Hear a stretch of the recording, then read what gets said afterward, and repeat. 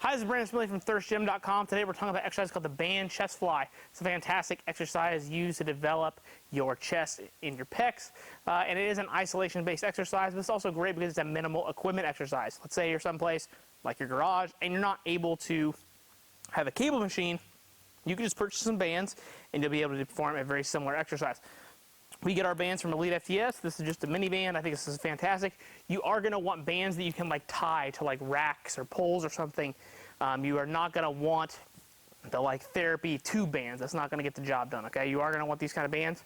But other than that, once we've got our bands, I like to set these about shoulder height. That seems to be a good place for this exercise.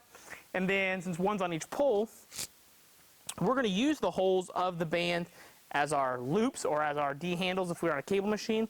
We're going to walk forward, get some tension on the bands, have one leg forward, one leg back just a little bit so you're good and planted. You can certainly do them this way, but as you can tell, the bands are starting to pull me back. For staggered stance, I can kind of be hunkered in a little bit more. I'm going to bring the bands forward.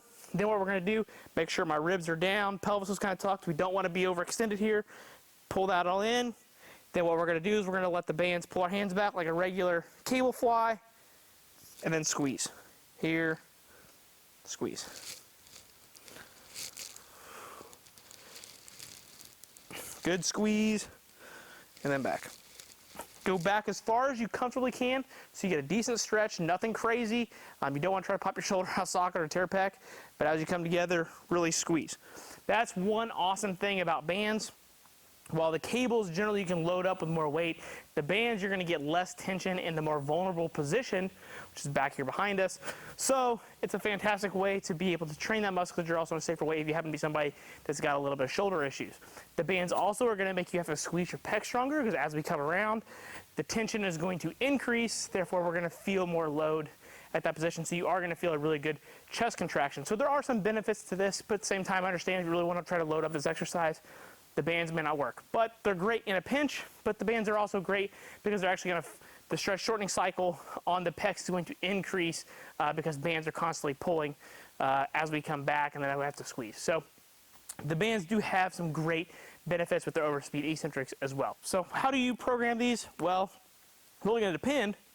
Since you've got bands, if it's your only set, you may have to walk out really far. You may not be able to walk out very far at all. So usually for something like this, 10 to 20 reps is probably about what you're going to do. This is not one of your main exercises. This is an accessory-based thing, probably towards the end of your training session, and really probably anywhere from 2 to 4 sets of 10 to 20 reps is going to be great to help build those pecs up, get some blood in there, maybe promote some recovery, and you should be good to go. So that's the band chest fly. If you got any questions about it, please feel free to leave them in the comment section. Thanks. Have a great day.